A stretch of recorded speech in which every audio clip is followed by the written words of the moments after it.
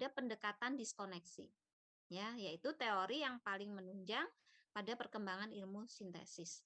Ya, misalkan di tanaman diperoleh senyawa ini yang saya tunjukkan di laser ini, yang di kanan ini.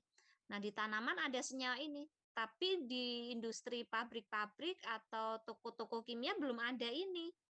Nah, bagaimana cara membuatnya? Nah, kita pendekatan diskoneksi terlebih dahulu dengan cara diskoneksi itu memotong ya, memotong-motong sampai dia ketemu starting materialnya, bahan dasarnya gitu ya.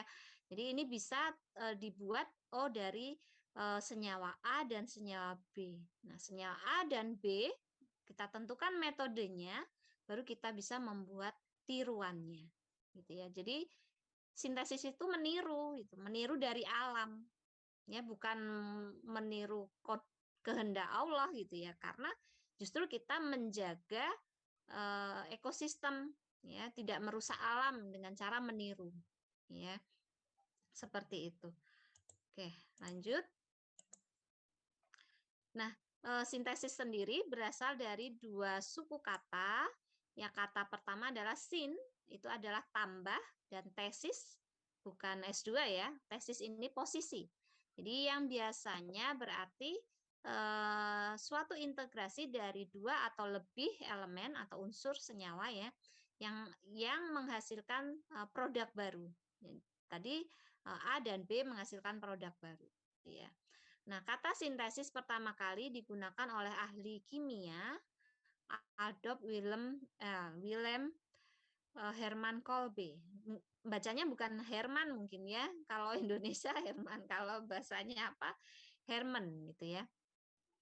Dalam kimia, sintesis kimia adalah suatu proses pembentukan sebuah molekul tertentu dari prekursor kimia. Nah, dalam ilmu kimia, sintesis kimia adalah kegiatan melakukan suatu atau beberapa reaksi untuk memperoleh produk kimia ataupun beberapa produk.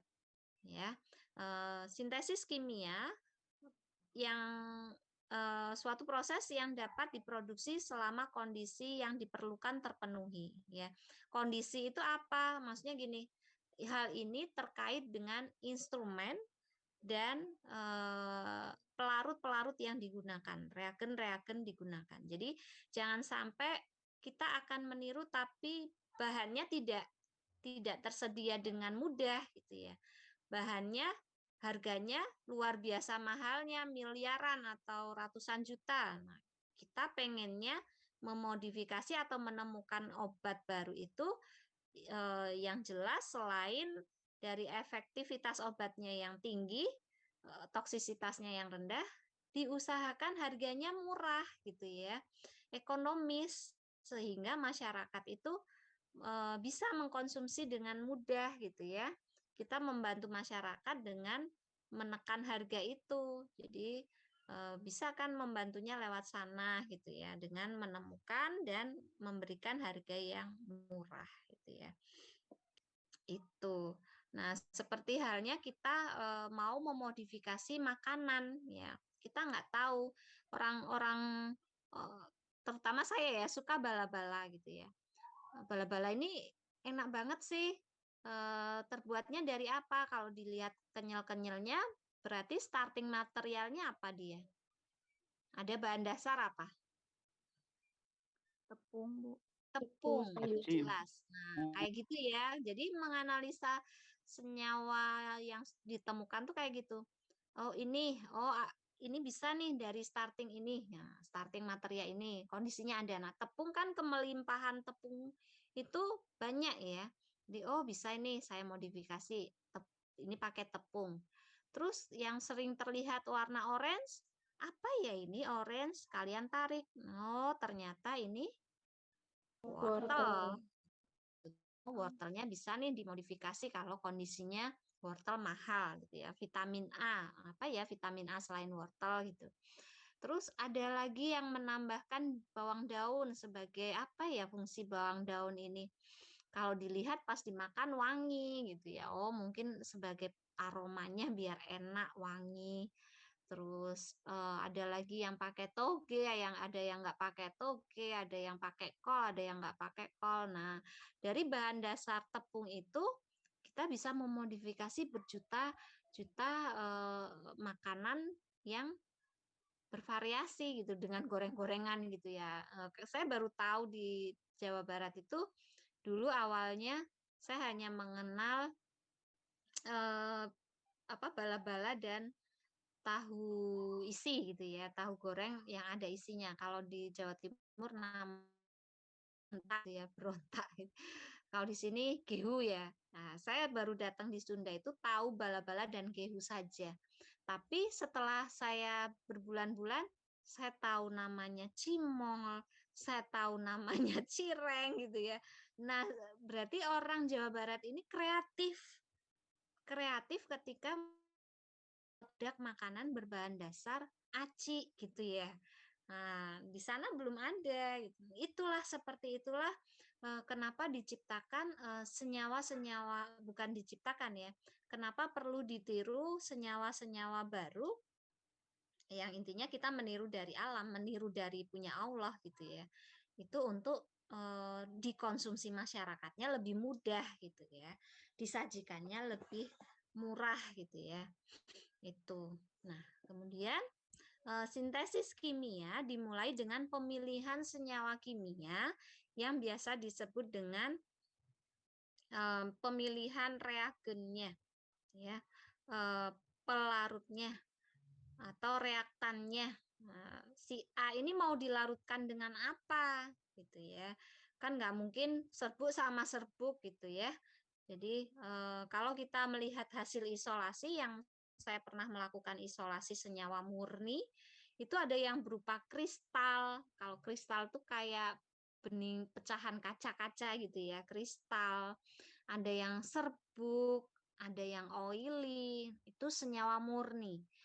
Ya, kalau sifatnya flavonoid masih melimpah, dia tidak akan berwujud tiga itu. Nah, kalau udah wujudnya misalkan alpha mangostin gitu ya, sudah ada nama senyawanya, nah dia wujudnya serbuk. Nah, kan nggak mungkin kita mereaksikan serbuk dengan serbuk, pasti dilarutkan dulu. Ya, kita membuat reagen atau membuat kondisi sebelum direaksikan adalah reaktan. Nah, proses ini membutuhkan pengadukan, dilakukan di suatu wadah reaksi seperti reaktor kimia atau sebuah labu reaksi sederhana. Nantinya kalian akan mereaksikan dalam reflux ya. Reflux itu di bawahnya ada labu dasar bulat, kemudian ada kondensornya. Nah, di dalam reflux nanti akan dimasukkan sebuah magnet ya, sebuah magnet. Terus di bawahnya pemanasnya itu namanya magnetic stirrer, pemanas magnetic stirrer. Jadi ada adukannya. Jadi kita tidak perlu mengaduk-ngaduk gini ya, apalagi bermain dengan bahan kimia. Itu akan kelamaan akan menimbulkan toksik gitu ya. Nah, beberapa reaksi membutuhkan prosedur tertentu sebelum menghasilkan produk yang diinginkan. Iya, pasti. Kita mengikuti jalur mana nih? Jalur panas atau dingin? Metode A atau metode B? Seperti itu ya. Nah, sintesis kimia dikenal istilah perolehan reaksi. Namanya yield. Nah, nanti kalau sudah terbentuk senyawa baru, ditandai dengan adanya noda yang berbeda, ya, diidentifikasi dengan KLT atau kromatografi lapis tipis. Kalian ambil pakai pipa kapiler, kemudian kalian totolkan pada plat KLT-nya, kalian masukkan pada chambernya, ya. Kemudian kita lihat rambatannya. Nah, jadi KLT itu pemisahan berdasarkan adsorpsinya, ya. Kalau senyawa maksudnya kalau hasil reflux tadi itu sudah menghasilkan noda yang berbeda dengan awalnya, ya misalkan A tambah B menjadi C. Nah, kalian kan mencari C. Ketika yang ada di labu itu kan C itu sudah berbeda nodanya dengan A ataupun B, maka dia sudah terbentuk produk barunya. gitu ya. Jadi bisa menganalogikan seperti itu. Entah dia di atasnya atau di bawahnya. Intinya berbeda aja dengan A dan B. Maka terbentuklah C, gitu ya. Nah, dalam suatu sintesis kimia terdapat kemungkinan adanya reaksi samping, ya, yang dihasilkan produk yang tidak diinginkan. Biasanya pengotor-pengotor itu ya yang dimaksud dengan reaksi samping. Nah, kalau ada reaksi samping berarti jumlah yieldnya menurun, ya, produknya berkurang, tidak sesuai harapan. Kalau orang buat satu resep, dia akan menghasilkan setengah resep gitu ya, tidak maksimal. Nah, berarti untuk mengulang lagi harus membuat 2 resep biar memperoleh produk yang maksimal ya. Bila menginginkan produk dengan kemurnian yang tinggi, tahap pemurnian perlu dilakukan dengan melakukan proses pemisahan. Ya, pemisahan dalam kimia dasar kalian sudah melakukan proses pemisahan, entah itu di kolom ya, di kolom atau di preparatif atau dengan ini destilasi ya. Pemisahan berdasarkan perbedaan titik didih atau bisa juga dengan rekristalisasi. Gitu ya. Nah, tadi sintesis organik itu membangun dari senyawa organik yang kompleks dengan bahan awal yang sederhana. Jadi bahan-bahan sederhana yang masih pendek-pendek ya, misalkan bulat 1 ditambah bulat 1 produknya bulat 2 gitu ya. Jadi senyawa yang disintesis, hasil sintesis di alam disebut produk alami. Nah, alam menyediakan sejumlah senyawa organik dan kebanyakan memiliki sifat kimia dan farmasi yang menarik. Ya, kenapa ada sifat farmasi? Jadi farmasi itu lebih mengetahui tentang respon biologisnya, gitu ya. Kemudian contoh produk alami. Nah, ini ya, ada kolesterol. Kolesterol itu bukan berarti jelek ya. Bahkan vitamin, ada vitamin yang dibutuhkan pada larut lemak. Vitamin apa saja itu? Vitamin larut lemak apa saja? Vitamin A, D, ADE. Nah, ADEK ya. Jadi jangan berpikiran kolesterol itu selalu negatif ya. Lemak itu selalu negatif, tidak gitu ya. Jadi dia akan membantu optimasi penyerapan vitamin A, D, E, K tadi itu ya. Nah, kolesterol ini sebuah steroid ya dari metabolit sekunder steroid yang ditemukan di sebagian besar jaringan tubuh ya. Jadi makan daging-dagingan dari hewani nggak jadi masalah gitu ya.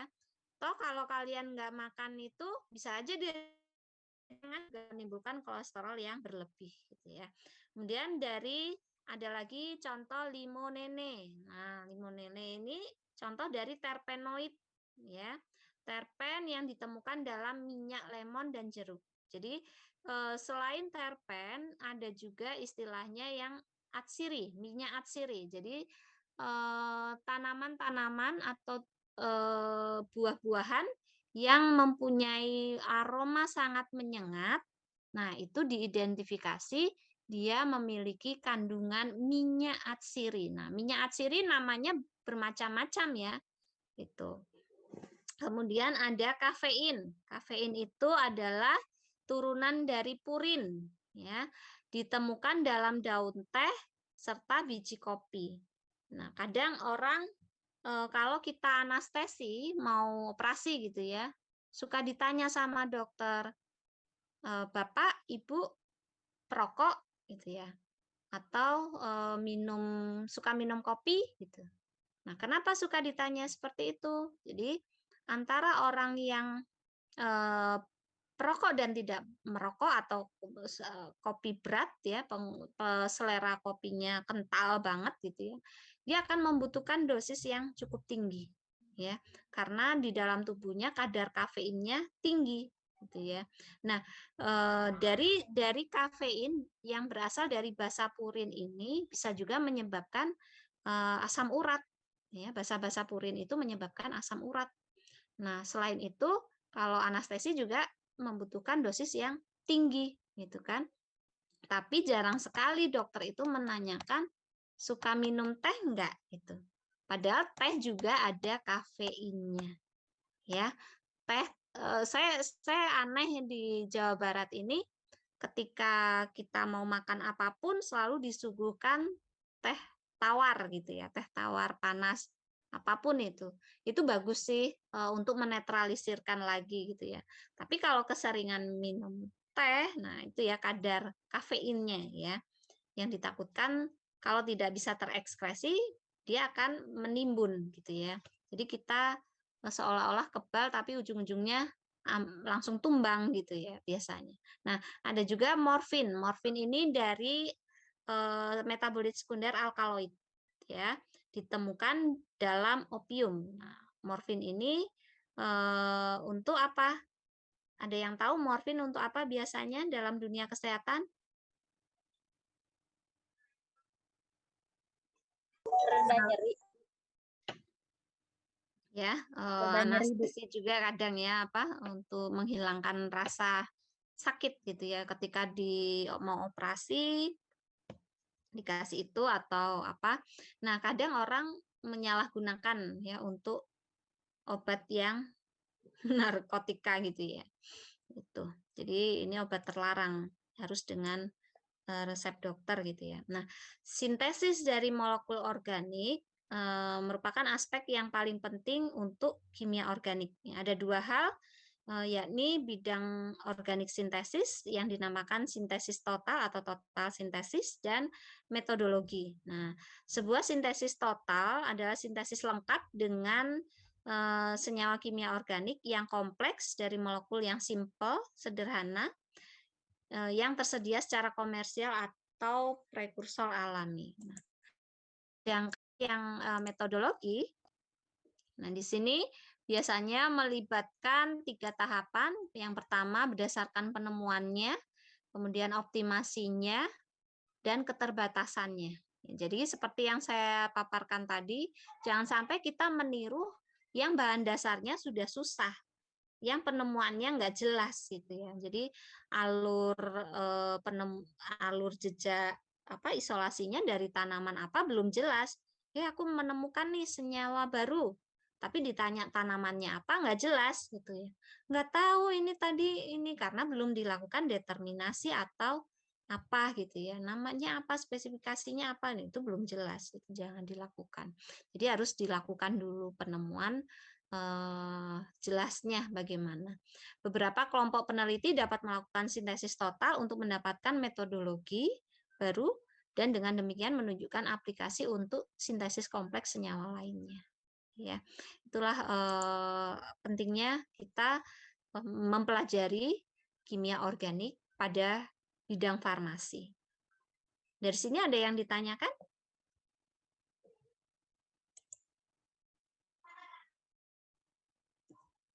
Ya. Bahkan ada yang mengklaim ya, kenapa kok rokok itu dibilang haram gitu, padahal rokok itu herbal. Logikanya memang herbal ya. Bahan rokok itu apa? Tembakau kan? Tembakau herbal kan? Gitu. Jadi kenapa gitu ya? Itulah ya. Jadi me, memplesetkan kalimat gitu ya. Ya iya, tapi kandungannya itulah ya yang tidak normal, yang dengan kadar berlebih dia akan menyebabkan itu haram gitu ya. Selain itu perokok pasifnya yang akan terkena penyakitnya. Nah, kita kan nggak mau ya merugikan orang gitulah posisinya. Kalau kalian mau merokok, ya silahkan di tempat yang terisolasi. Lu yang hirup orang itu yang merokok ya orang itu juga yang harus menghirup gitu ya. Itu jadi jangan merugikan orang yang ada di sekitarnya. Itu sih kalau ini. Ada lagi yang pengen sharing terkait kimia organik ini? Jadi PJ kelas A siapa? Rianti, Bu. Rianti. PJ kelas